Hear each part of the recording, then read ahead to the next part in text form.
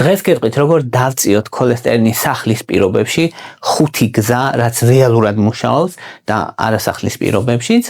ქოლესტერინი უზარმაზარი პრობლემაა, რადგან იწვევს ჯამში ადამიანის სიკვდილს და მას ადამიანები ხედავენ, როცა უკვე ინფარქტი ან ინსულტი ვითარდება, მაგრამ დიდი ხნის განმავლობაში ქოლესტერინი აქვს მომატებული ადამიანს, ზოგჯერ 30 წლის განმავლობაში და ბოლოს იჩენს ეს თავს. დაახლოებით ისე რომ ამ კედელში წყალი ჟონავდეს 10 წლების განმავლობაში, კედელი რბილდებოდეს, ჩვენ ვერაფერს ვერ ხვდებოდეთ, ბოლოს კედელი დაინგრევა. ხედავთ შედეგს, მაგრამ იმის 30 წელი რო ჟონავდა, ის როში ვერ შევამჩნია. თუ ასეთი ცუდია ქოლესტერინი, რაში გვჭირდება? ქოლესტერინი ჩვენს ორგანიზმს სჭირდება.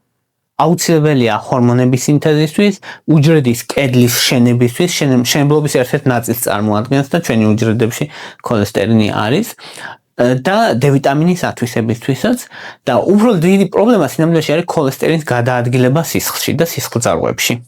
ქოლესტერინის გადაადგილება შეიძლება წარმოიდგინოთ, რომ სატვირთო მანქანა დატვირთო ძალიან ბევრი ზეთით, ქონით.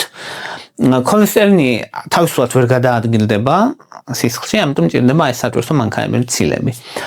და არსებობს, კარგი ქოლესტერინი და ცუდი ქოლესტერინი და ცუდ ქოლესტერინის ახასიათებს ესეთი რაღაცა, რომ ის იჭედება სისხლძარღვებში. დაახლოებით რომ წარმოიდგინოთ, რომ ძალიან ბევრი სატვირთო მანქანა მოძრაობს მაგისტრალზე და მათ რომ მუდმივად მოძდიოდეთ ავარიები და გადმოვარდეს გზისაკეთ და იქ დაიღვაროს სისხლი.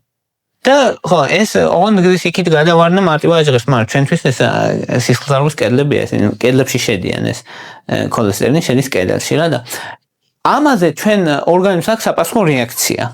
საპასუხო რეაქცია არის, რომ მოდის იმუნური უჯრედები და ცდილობს, რომ აალაგოს ეს შემოსული ქოლესტერინი და ამიტომ მოდის დიდი უჯრედები, რომელსაც მაკროფაგები ქვია, ცდილობს გადაყლაპოს ეს ცხიმები და რომ გადაყლაპავს, იქ ვიკვდება თვითონვე. ანუ ბევრი ცხიმი რომ დახვდება, მოკლედ ცდილობს, რომ მოინელოს ეს ბევრი ცხიმი შეჭამოს და იმის ნაცვლად, რომ ეს შეძლოს, პირიქით თვითონ კვდება ბრძოლის ველზე და იქნება ქოლესტერინის ფოლაკი. ქოლესტერინის ფოლაკი შეიძლება წარმოიდგინოთ, რომ ბრძოლის ველი, მოკლედ, სადაც გროვდება ეს ქოლესტერინის და ბოლოს მაგისტრალი ვიწროვდება.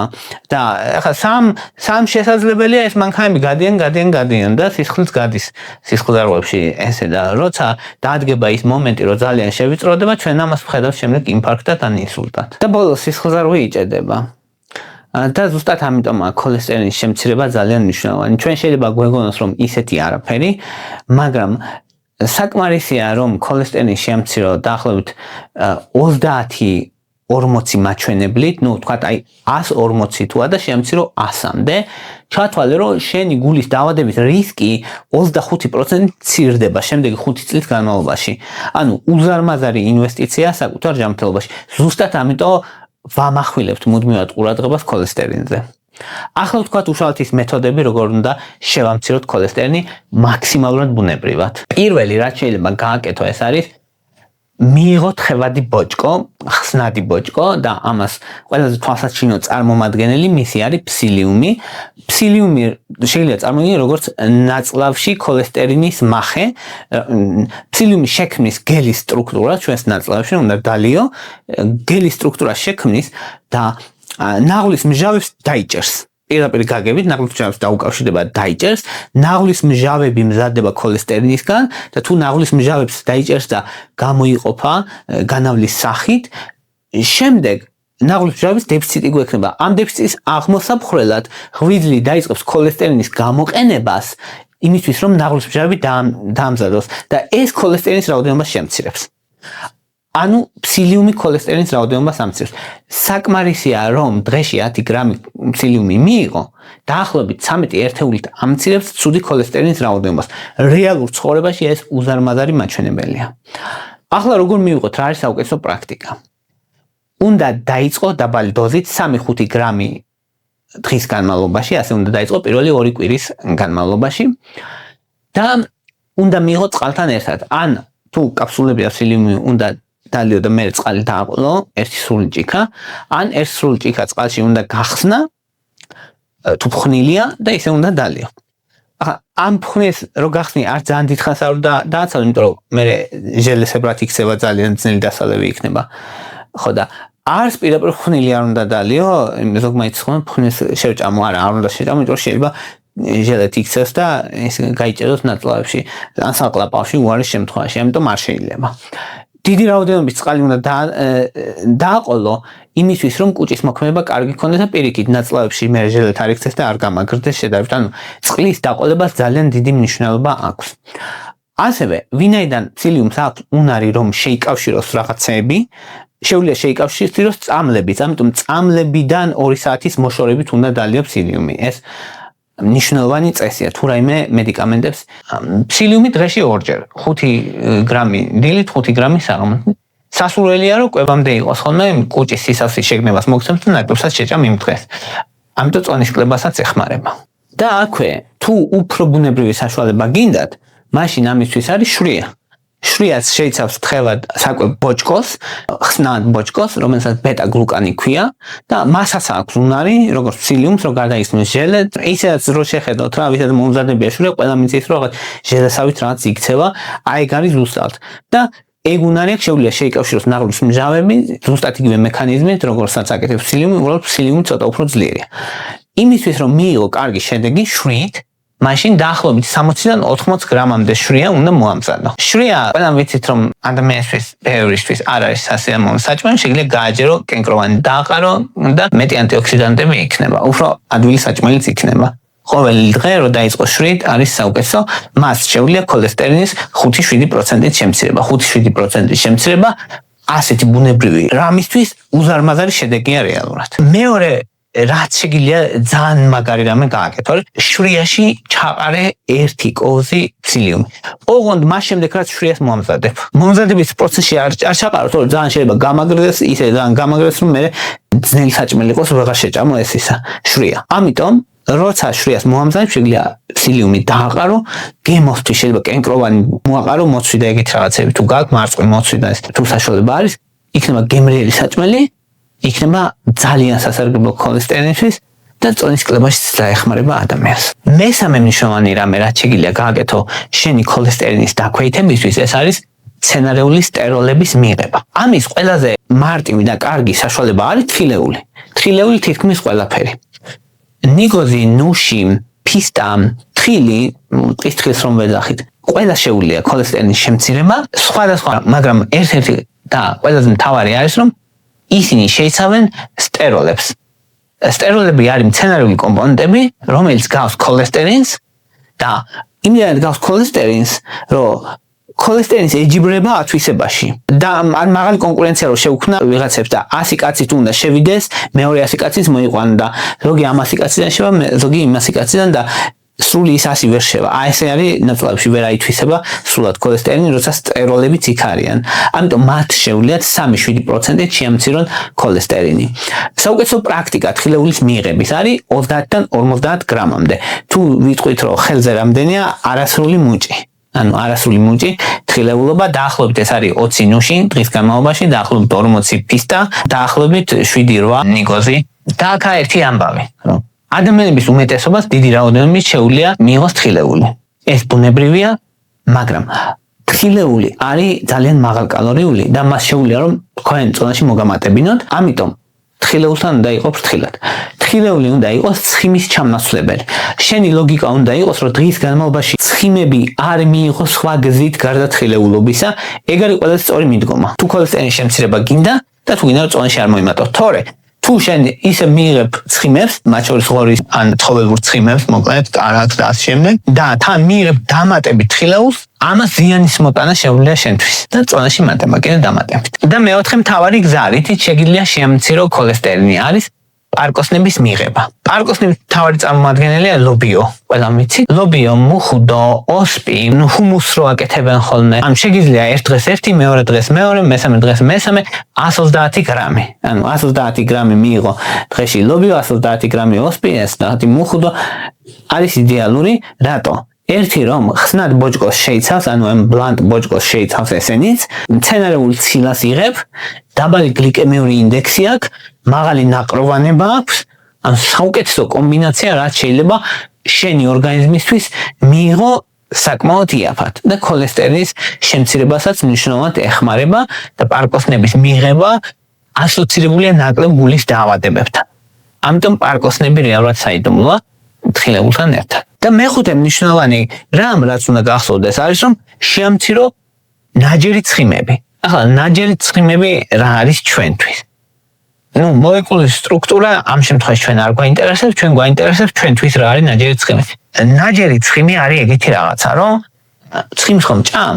ეს ცხიმი აკეთებს ეგეთ რაღაცას, რომ ღვიძლს თიშავს და ღვიძლს ეუბნება, რომ შენ ვეღარ გაფილტრავ ცუდ ქოლესტერინს.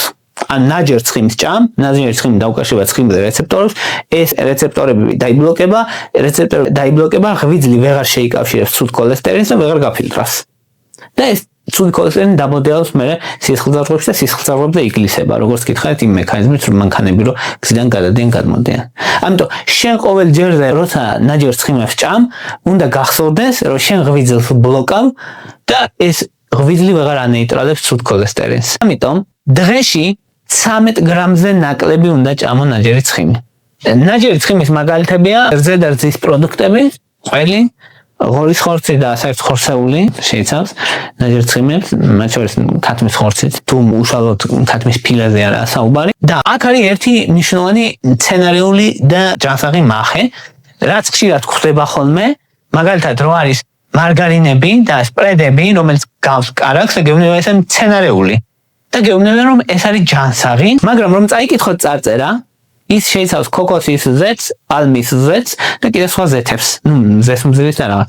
შეიძლება არ შეიცავდეს ტრანსცხიმებს, რაც ძალიან კარგია. ტრანსცხიმები პირდაპირ ცუდი ქოლესტერინის მიფრინავს, როცა ტრანსცხიმებს იღებ, მაგრამ ტრანსცხიმები საბედნიეროდ ეხლა აკრძალულია და მაქსიმალურად წარმომადგენლები ცდილობენ რომ არ იყოს ან ძალიან ცოტა იყოს მათ პროდუქტში, მაგრამ აი მაგალითად ეს ძალიან პოპულარულად არის, რო ხდება ხოლმე მცენარეული მარგარინები ან კარაქები, არც იყიდება ჩვენს მაღაზიებში. შეიცავს ქოქოსის ზეთს, პალმის ზეთს და კიდევ სხვა ეგეთ ზეთებს, რომელიც არის ნაჯერი ცხიმები, რომელიც არ არის ცხოველური ცხიმები და გეუბნება რომ მცენარეული ცხიმი, მაგრამ ჩვენი ორგანიზმის მაგას მნიშვნელობა არ აქვს.